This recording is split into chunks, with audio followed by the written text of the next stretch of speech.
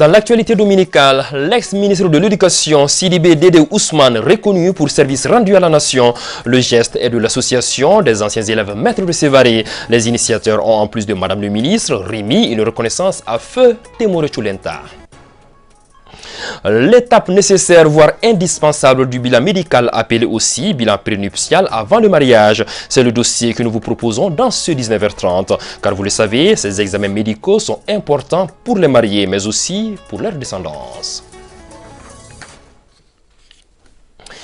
Voilà donc pour les titres de ce 19h30. C'est avec beaucoup de bonheur que je vous retrouve pour cette session d'information sur ERTM2. Merci pour votre constante fidélité. Bonsoir et bienvenue à tous. Remise d'attestation à 2 personnalités du Mali par l'association des anciens élèves maîtres de Sévaré. Il s'agit en l'occurrence de Sidibé Dédé Ousmane et de Feu Temore Chulenta. Tous deux anciens ministres de l'Éducation. Selon les organisateurs, le but est d'honorer les récipiendaires à travers leurs services rendus à la nation. La cérémonie de remise s'est tenue à l'école Mamadou Konaté en présence de notre équipe de reportage dirigée par Aïssata Ditkumbakane. Feu Timothée Chulenta et Mme Sidibé Dédé Ousmane, tous deux anciens ministres de l'Éducation, ont reçu respectivement une attestation de reconnaissance et un tiwara. Les 2 récipiendaires étaient représentés par leurs enfants. Un honneur de l'amicale des anciens élèves maîtres de Sévaré à l'endroit de ces acteurs de l'éducation malienne. Nous sommes une amicale qui regroupe les anciens. Et toute personne qui aura posé un acte au niveau de l'éducation, on se doit quand même d'être reconnaissant.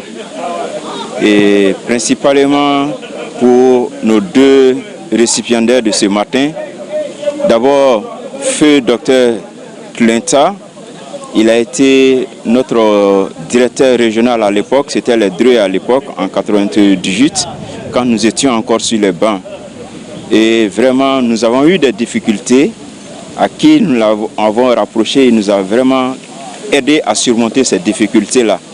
Donc, dès la création de l'amicale, à l'unanimité, nous l'avons désigné comme étant président d'honneur de l'amicale. En ce qui concerne la ministre Mme Sidibé Dédé Ousmane, aujourd'hui, les Maliens sont fiers d'elle pour la moralisation des examens.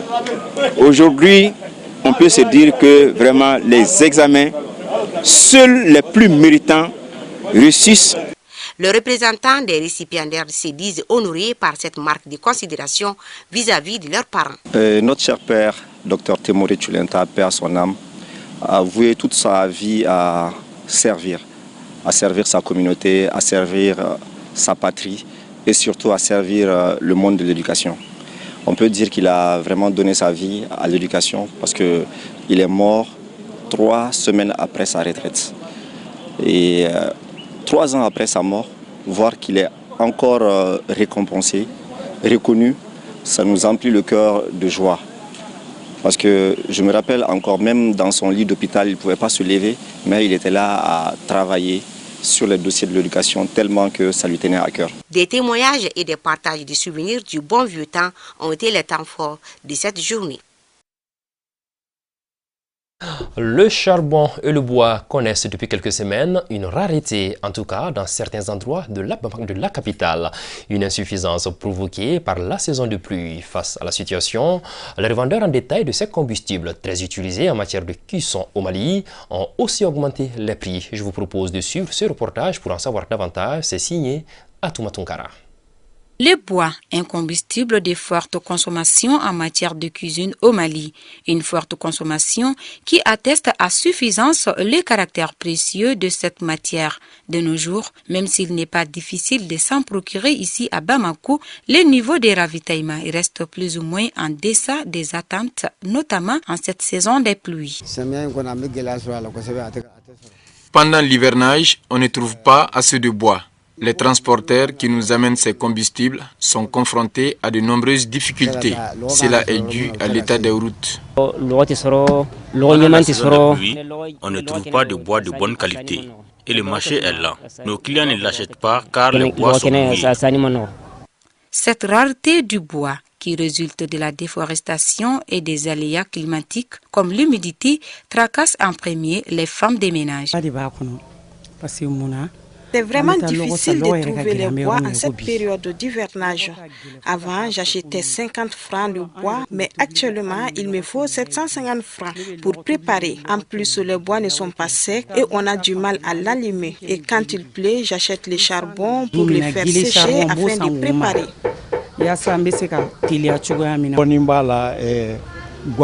Ça cause un problème pour les ménagères. Les bois ne s'allument pas vite. La fumée les dérange. En plus, le repas ne sera pas prêt à temps. Ces vendeurs de bois affirment s'évertuer dans la mesure du possible pour les laire à l'abri de la pluie comme pour éviter l'humidité. Pendant l'hivernage, nous achetons des plastiques en grande dimension pour couvrir certaines quantités de bois afin de les vendre la journée. Par ailleurs, on ne peut pas couvrir le tout juste ce qu'on vend dans la journée. Construire les routes afin que le véhicule puisse apporter plus de combustible pendant cette saison de pluie sont l'aspiration des vendeurs de bois. Quant aux ménagères, elles demandent une revenue à la baisse des prix sur le marché. Ce soir, nous allons parler de l'encens. C'est un produit très sollicité par les femmes, mais aussi par certains hommes durant cette période de pluie. Sa bonne odeur envoûtante, en croire les usagères, sa bonne odeur envoûtante éveille à en croire les usagères la bonne sensation, d'où l'intérêt des femmes pour ce produit. Un intérêt bien ressenti par les vendeurs de l'encens qui se frottent bien les mains de juillet à janvier. Aïssata Traoré. Si l'encens est un secret privilégié pour les femmes, le nombre d'utilisateurs augmente pendant la saison des pluies. Elles doivent notamment leur forte envie à la fraîcheur qui en découle. Une simple cuillerée suffit pour plonger toute la maison dans une bonne senteur dont il est difficile de s'affranchir. J'aime utiliser l'encens matin et soir, surtout en période d'hivernage. Cela plaît à mon mari et à mes enfants. L'encens me permet d'avoir une bonne odeur dans la maison, même les voisins peuvent en profiter.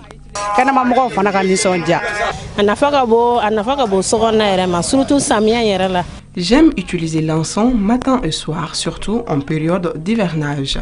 Cela plaît à mon mari et à mes enfants. L'encens me permet d'avoir une bonne odeur dans la maison, même les voisins peuvent en profiter. L'encens est un produit séculaire aux origines mystiques très utilisé à plusieurs autres occasions. Si son utilisation peut se faire tous les jours, un point d'honneur est mis sur les moments de fraîcheur comme c'est le cas en cette saison des pluies. Quand il fait beau, on se sent bien, on est léger, on est épanoui, on a envie de faire la fête tout simplement. Et donc l'encens c'est le moment propice pendant la période de fraîcheur. Par exemple, quand il pleut, l'encens c'est bon. Quand il fait frais, c'est bon parce que quand il fait frais, on a des envies de câlins, on a des envies de partager, de rencontres, de toutes ces choses-là. L'encens renforce ces liens-là. Il existe plusieurs sortes d'encens qui, en plus de la bonne senteur, sont porte-bonheur ou protègent contre le mauvais sort, des vertus qui les font ravir la vedette pendant l'hivernage. Quand il y a des temps comme ça, n'hésitez pas à faire votre tisane de féminité. Après avoir mis votre encens, vous profitez de la splendeur et des atouts de votre féminité. Ça, c'est des plantes 100% de chez nous que beaucoup de femmes connaissent. Et voilà, donc il ne faut pas hésiter à les utiliser, tout comme le vétiver, qui fait aussi partie des tisanes de chez nous. En cette saison des pluies, tout comme la période de froid, les vendeurs de l'encens se frottent bien les mains. Notre conseillère conjugale invite les femmes à utiliser l'encens pour le maintien de l'équilibre dans leur foyer. Puisque nous parlons de foyer, c'est devenu une coutume ancrée dans les habitudes de la célébration de mariage. Les dimanches, les cérémonies sont organisées en grande pompe dans la ville des Trois Caïmans ce jour, plus que d'autres dans la semaine. Mais de plus en plus, on assiste à une nouvelle tendance en matière de célébration du mariage. Les couples scellent leur union devant l'officier d'état civil avant le dimanche, histoire d'être plus en contact avec leurs convives lors de la cérémonie de réjouissance populaire. Samba Sanogo. Le mariage est très sacré dans notre société. Au-delà du fait qu'il scelle l'union entre deux personnes de sexes différents, le mariage permet également d'établir des liens étroits entre deux familles. De nos jours, nous constatons que de nombreuses célébrations officielles de mariage se font avant dimanche, pourtant considéré comme un jour de mobilisation. Pour ce maire délégué de Nyarela en commune D du district de Bamako, cela a des raisons. Selon lui, cette tendance vise à réduire les dépenses et la fatigue lors des mariages. Nous constatons que certains couples signent leur acte d'union avant le dimanche.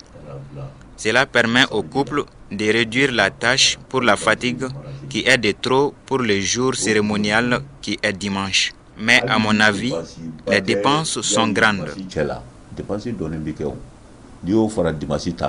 Ça fait un peu élevé.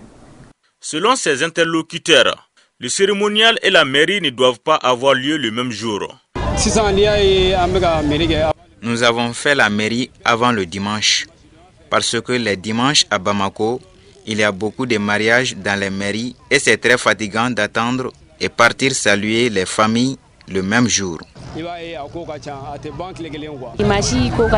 Nous sommes dans cette tendance pour être moins fatigués parce que la mariée part au salon pour se maquiller et après elle part à la mairie pour la célébration. Tout cela c'est très fatigant. Et nous voulons aussi que le cérémonial du dimanche commence tôt et finisse tôt. Fin des dépenses extraordinaires dans la célébration des mariages. Telle est la nouvelle posture adoptée par certains couples qui signent leur acte d'union avant le dimanche. Nous allons continuer de parler de mariage avec ce dossier que nous vous proposons à présent. Avant de se dire oui devant l'officier d'état civil, les futurs mariés doivent nécessairement passer un bilan médical appelé aussi bilan prénuptial. Il consiste à faire des examens sanguins afin de repérer les éventuelles maladies contagieuses ou héréditaires. Cette étape est importante pour les mariés mais aussi pour leur descendance. C'est le dossier de ce dimanche et il est signé Kadidiatou Kamisoko. Le bilan prénuptial se veut un rendez-vous chez le médecin traitant pour permettre aux futurs époux de faire le point de leur état de santé et de rechercher d'éventuelles affections transmissibles, source d'anomalies pour eux-mêmes et pour leur descendance. Pour nous, les scientifiques, on va parler d'un test prénuptial. Donc, c'est un test que le couple doit effectuer avant de se marier. Ce test est très important pour le couple, soit pour la femme, soit pour le mari, soit pour la progéniture. C'est ce test qui va nous permettre de déceler des maladies héréditaires, génétiques, que le couple peut avoir, ou l'un des deux, ou tous les deux. Parmi ces tests, nous avons le test chromosomique, qui n'est pas très effectué au Mali. Ça veut dire les aberrations chromosomiques. Nous avons les trisomies 21. Nous avons les maladies héréditaires comme l'hémophilie. Nous avons la drépanocytose, aussi qui fait partie de cela qui est très endémique dans notre pays. Selon l'islam, les tests prénuptiaux ne sont pas obligatoires mais fortement conseillés. Parce qu'avant de concevoir un enfant, il faut d'abord être sûr que les deux partenaires sont bien portants et qu'aucun des deux n'est porteur de maladies génétiques transmissibles comme la drépanocytose, l'hémophilie, l'albinisme et bien d'autres. Bref, des maladies pouvant causer des problèmes aux progénitures et aller même au divorce. L'islam est une religion qui prend en compte les réalités de l'homme. Il a institué les mariages et il a fixé des objectifs pour le mariage. Parmi les 7 objectifs du mariage, il y a la procréation. Donc, si l'un des partis a un problème qui peut empêcher cela, cela doit être déclaré avant le mariage. Et si cela n'est pas déclaré et que on découvre ça après le mariage, ça peut être une cause de motif de divorce si l'autre partie n'accepte pas. Si aujourd'hui il existe des moyens qui permettent aux gens de pouvoir déceler certaines choses, l'islam ne rend pas ça une obligation, mais préconise aux gens ce qu'on peut être évité, il faut éviter et pour qu'il n'y ait pas de problème après le mariage, car on se marie, on conclut le mariage dans le but de l'éternité d'une continuité. Donc, tout ce qui peut influencer le couple, qui peut influencer le mariage de façon négative, si on peut éviter, cela vaut mieux. Dans nos contextes, la religion n'exige pas au couple, avant de se marier, de faire un test. Donc très souvent, les couples viennent à notre attention après le mariage, après qu'il y a eu des complications. Quand après la naissance d'un enfant drépanocytaire, un enfant qui a des maladies héréditaires, c'est après là-bas que nous allons chercher qu'est-ce que les parents avaient. Donc nous pouvons dire que c'est très très important dans notre contexte. Le bilan prénuptial est donc un ensemble d'examens de laboratoire qui précèdent l'union qu'est le mariage, car il vise à préparer le futur couple à gérer certaines situations. Si le bilan prénuptial n'est pas favorable aux deux partenaires, il serait nécessaire d'arrêter définitivement le projet de mariage pour éviter l'irréparable. Car, dit-on, mieux vaut prévenir que guérir. C'est là-dessus que s'achève cette édition dominicale. Merci de l'avoir suivi. Rendez-vous demain pour d'autres infos toujours plus proches de vous, avec tout d'abord à 12h30 avec Mariam Boubacar Maïga et à 19h30 Aïssata Traoré. Que la paix soit avec vous.